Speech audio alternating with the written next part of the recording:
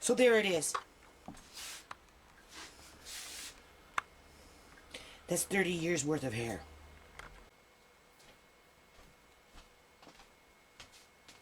Okay, members and friends. I have no more hair left. My son is going to take his razor to it. I think he's a little disappointed. He was supposed to come up yesterday and do it for me, and he didn't. And then he was supposed to come up and do it again today, and he didn't do it. It's not that he doesn't want to do it. I think he's just disgusted with this whole situation to where it had to come to this.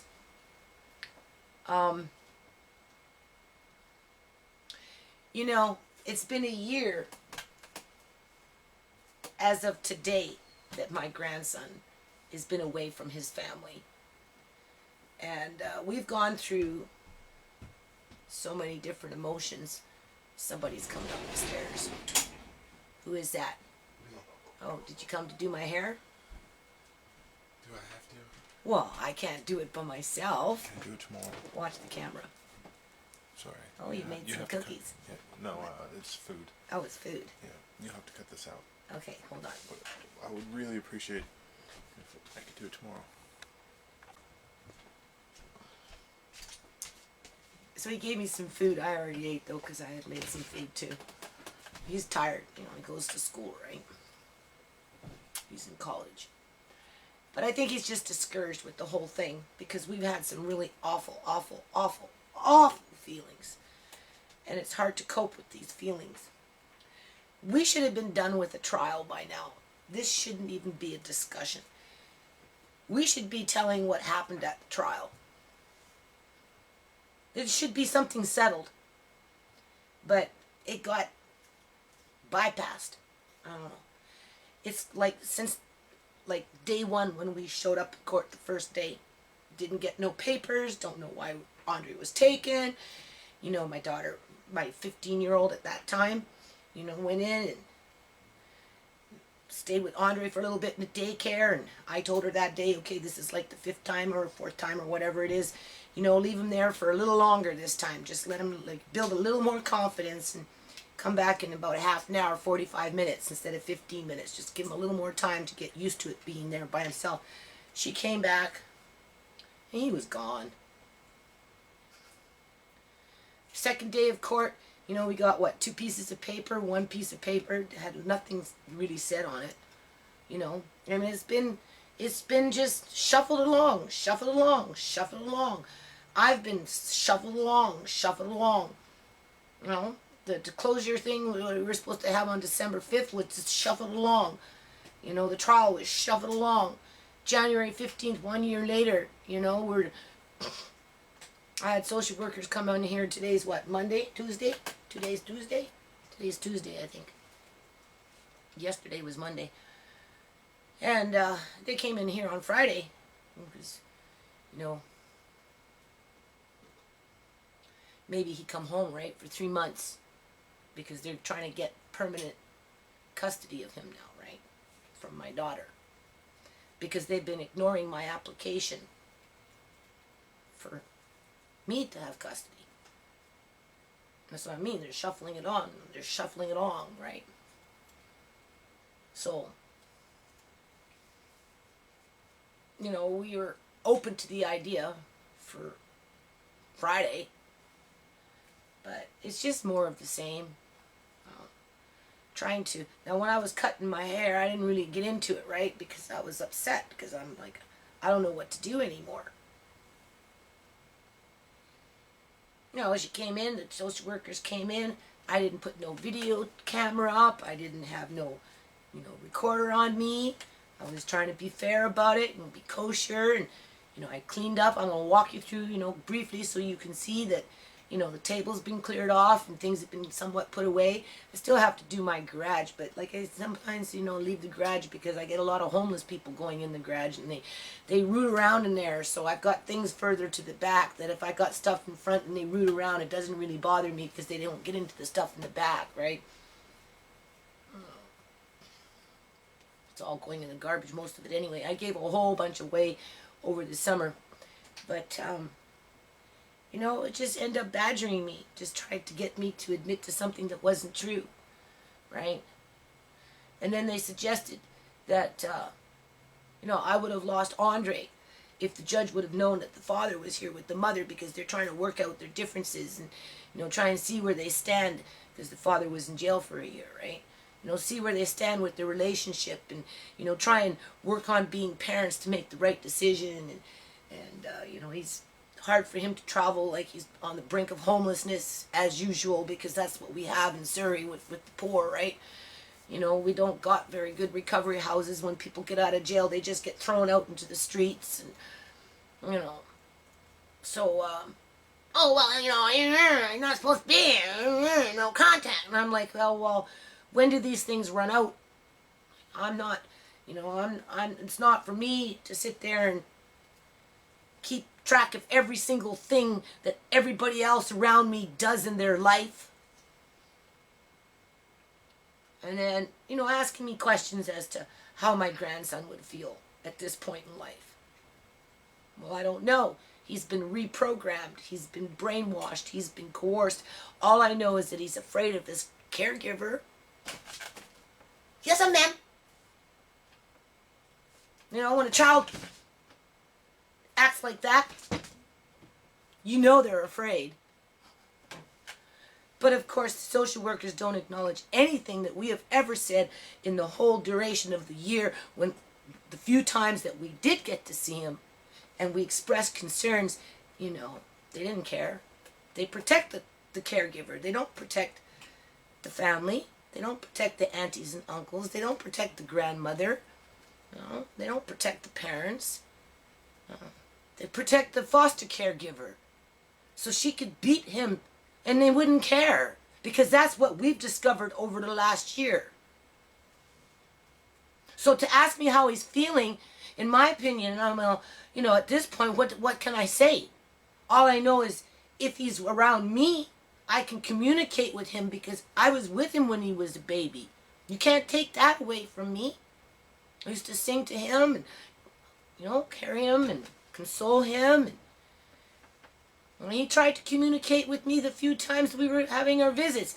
But if it wasn't the monitors that were supervising those visits, Andre, with their big, gaudy looking, bright lipstick on, you know, and then the caregiver, Andre, you know, poor little guy never had a chance to really relax. And he wanted to be with me, but he knows he has to go with them, because they've trained him to go with them. So how is he feeling? He's been away from his family for a year. They were successful at removing him from his family. And then when the family, the two aunties, did visit, you know, they were sabotaging that. Oh, they were canceling appointments. No, my children were not canceling appointments. It was the foster person there and the social worker that were canceling appointments. Just like it was the social worker and the foster caregiver that was canceling appointments when I was seeing him over the summer. I didn't go on 2 weeks holiday. I didn't go on another 2 weeks of reprieve. I didn't decide that I just didn't want to show up. I showed up for the sake of just showing up, and I got turned away. And then I got suspended for complaining about dirty toilets and rotten apples and shit like that. So how is my grandson feeling? I'd like to know. Because anything that he's feeling has been imported by them. They're the ones that have put it in his head, because they're the ones that have had him for this long. He's only 3.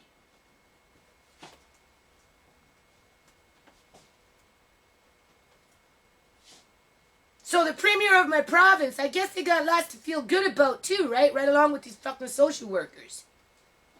Huh? Are you saving money by not taking it to a trial? Oh, you can only do 13 court proceedings where nobody gets to say nothing. Nobody has had a chance to say anything. Except for a few blurbs here and a few blurbs there with lawyers.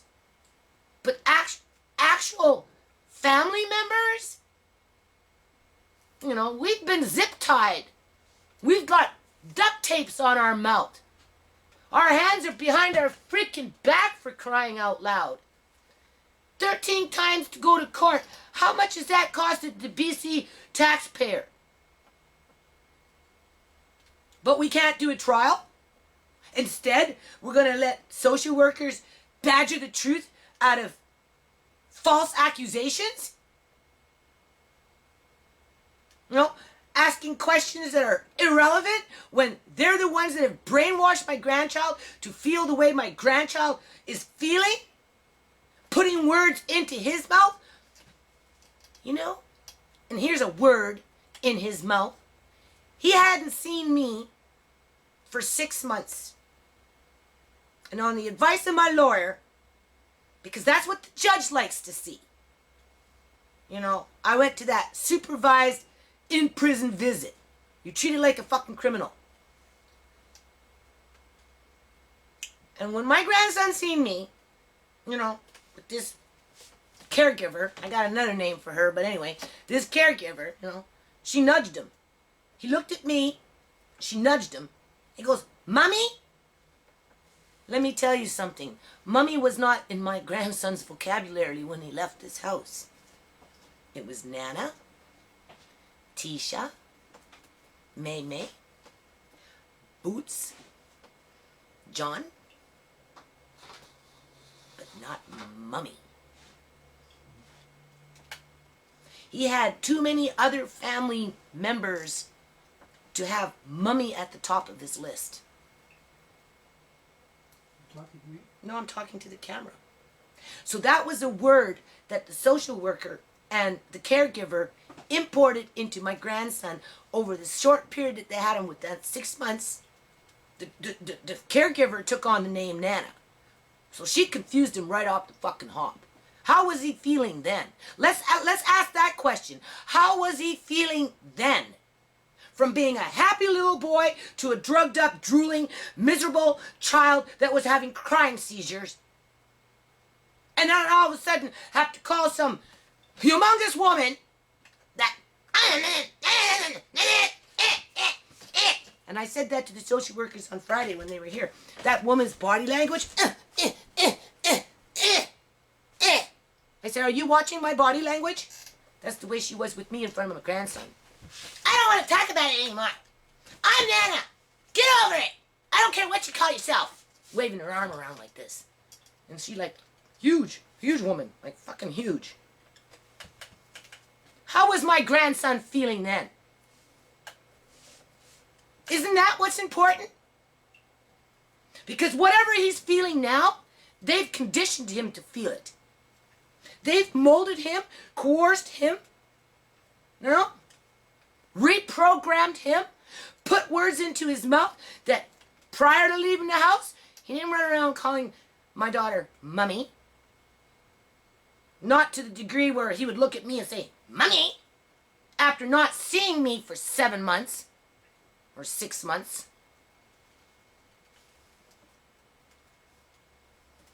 Like, this stuff is getting me sick. This is a representation of this cortisol in my head. Trying to combat against corruption that uses the court system 13 times later to cancel out on the trial because they want to save money all of a sudden. Is that what they're trying to do? Save money? Hey, I gave it my best shot. I let them come to my house. I put myself in their fucking line of fire. But they wanted me to kick her out. In the end, one sat here, one stood there, I was right there, and they asked me to ask myself, why do I want to continue rescuing my daughter? That I just need to kick her out and get over it, and turn my back on her and leave her out there. Because that's when she'll go out and finally seek real help and get it. But prior to that, when they tried to badgered into me again. I called him on that woman hanging in a tree in this time last year. And about the other women being murdered out in Surrey that nobody's reporting on, except for the hockey mom.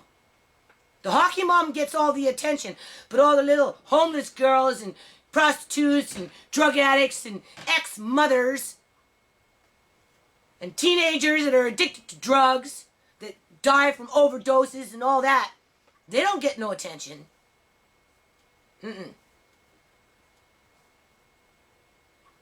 And one social worker, the other one was looking at the other one, and is she telling the truth? And the other one like, but they had the tape or something because she was looking at her like, shut up. She didn't say yes. She didn't say yes because she had the fucking shit being taped and they didn't want to acknowledge it. Because each and every time they throw somebody out in that street, whether it's a female or a male, what they're doing is they're exposing them to fucking murder. That's what they're doing. People are getting murdered out in this freaking Surrey Wally 24/7, 365 days out of the year. Because this 22 number from 2013, that's just the tip of the iceberg. That's what the government is telling you about. That's not the ones being murdered off and they're just writing it off like, well, it's just a suicide.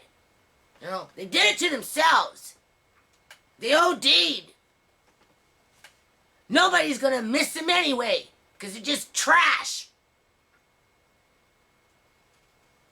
But yeah, the other one shut up and didn't say, didn't question it anymore. Because the other one was going,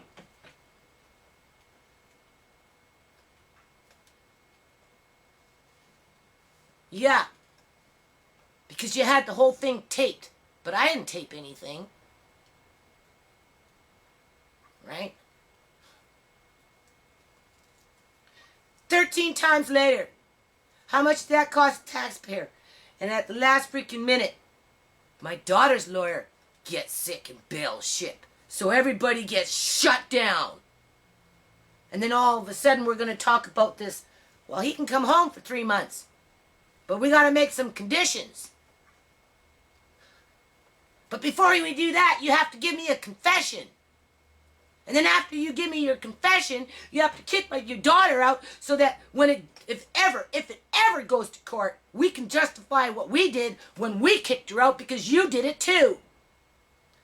And that's why I just said, fuck it. Where's the scissors? I can't handle this shit anymore. Like, this is fucking bullshit. This is bullshit. This is bullshit. Oh, well, we don't want to give her any paperwork because she might just put it on the internet. If you look through all my freaking videos, first of all, I was a party of those videos.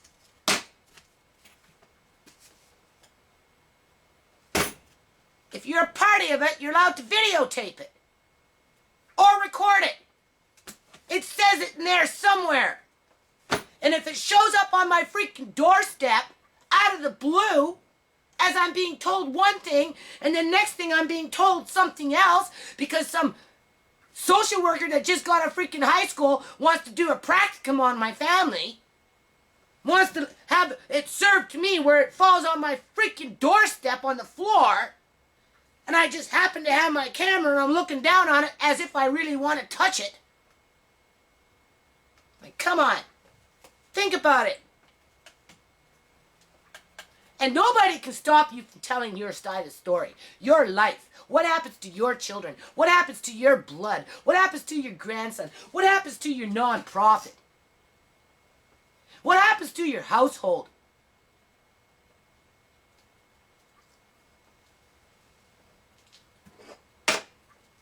Anyway, let's just do a little quick little boo here, right? Get it documented that my place isn't overstuffed with a bunch of shit in here so they can go back and freaking stab my ass in the back. Now, yeah, my garage needs to be cleared out, but that's the garage. So I ain't too worried about the garage. And why the hell they'd want to go downstairs when Andre's living upstairs? That's another thing. They came into my house. They weren't even in my house for a measly 10 minutes before they wanted to go downstairs and beeline and look around down there. You know. The dishes were done. There was a turkey in the oven. The kids had done the dishes. There was a turkey in the oven. But my daughter was down there. My daughter's been down there. You know, and then one worker found a, well, you know, like a needle cap, right? You know, like that kind of needle thing, right? A little orange cap, because she's been sleeping on the floor in the living room, and I guess she left a cap there on the floor. And she goes, oh, oh, and I'm like, come on. As if you haven't watched my videos, for crying out freaking loud. This is mild compared to what we've been through because of you people. She's halfway there to getting better. Halfway. And that's another thing. I told him. I said, well, what do you think? Do you honestly think that my daughter would be here at this point? My grandson has not been home for a year. So what's stopping my daughter from being here if it keeps her from being out there? Right? Because that's the first thing that these people on the streets need. They need to be able to go someplace after the fact of wherever they do and whatever they do where it's safe. You just don't leave them out there. That's not the way it works in recovery. And even my daughter will tell you that because I've allowed her to be in the house over the duration of the year, she's not lost out there. And she has the potential of getting better. So for social workers to come into my house to discuss my grandson coming home for a 3-month trial, right, under their conditions, as they're badgering me, to not even be in the house for 10 minutes before they want to beeline downstairs, damn well knowing that he's not going to be downstairs, he's going to be upstairs with me. You can't go in through the inside, you have to go through the outside, because there are no inside stairs in this house. So I can lock out anybody I want at any time from the outside. They can't come in through inside stairs. So I take them down. And then they got, oh, well, look what we found. You know, look what we found. Well, you didn't find anything. Wasn't trying to hide anything. If I was trying to hide something, I wouldn't have taken you down there. Because technically, that's an independent suite. You didn't have a right to be down there. That's not what we're talking about. But, you know, they had their agenda. Right? Just like when they came upstairs. Right? You know, asking me how my grandson feels. Well, I don't know. What kind of words have you put in his mouth? What have you taught him?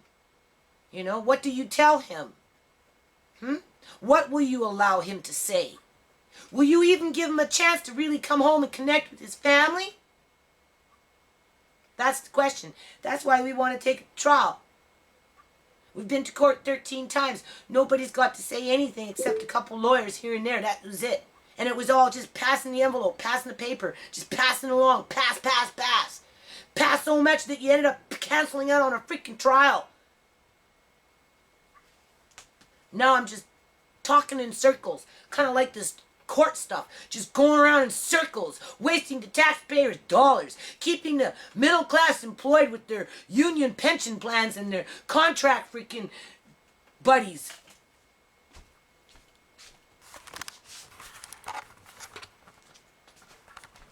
I rearranged. I put my printer over there. This is all Andre's books in there. These are, you know, to put. I'll show you in a minute.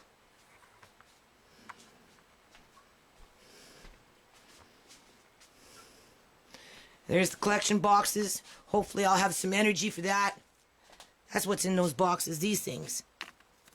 There's a whole box full. All his toys.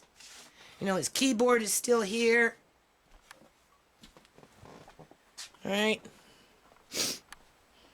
I don't have a lot of space in here, but you know, something is better than nothing.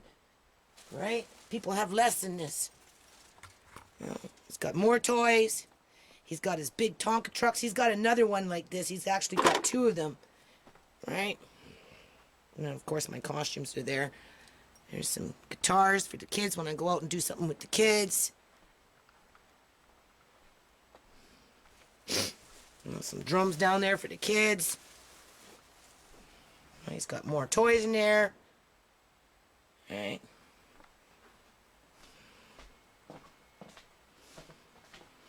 We had dinner. I bring in Lace at night. Oh, this bird is just a great bird, man. Since he's been in his pen, oh, his disposition is just wonderful. I think he's going to be a really good bird with the kids when I take him out to go see the kids. I think he's going to be a pretty easy bird to train. Yeah, friendly bird. It's a small house, but whatever.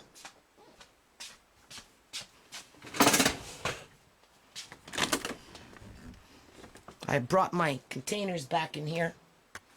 I'm trying to continue working on my paperwork, whether it's non-profit, personal bills, or whatever. Right.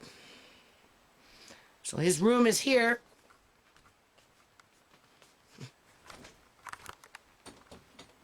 We stood in here for about 10 minutes, and then, like I said, they wanted to go downstairs.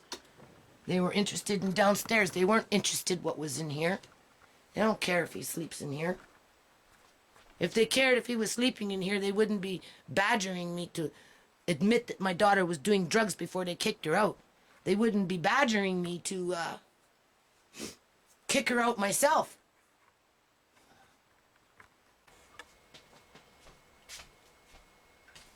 At any rate, I just want to say thank you to the few people that are showing an interest with my grandson and my kids. I really appreciate it. My children appreciate it. And when Andre gets older and learns the truth, when he's older and can understand it, I'm sure he'll appreciate it too. Because he has a right to be home. He's not some tool to be used to emotionally manipulate growing teenagers, the elderly, because my dad's like thoroughly depressed over this. He can't even believe this stuff is happening. But they seem to enjoy what they do. And the provincial government seems to allow it to happen. So therefore they must enjoy it too. They must enjoy this 13 times later, spend, abuse, ignore, to just come right back full circle and start the shit all over again.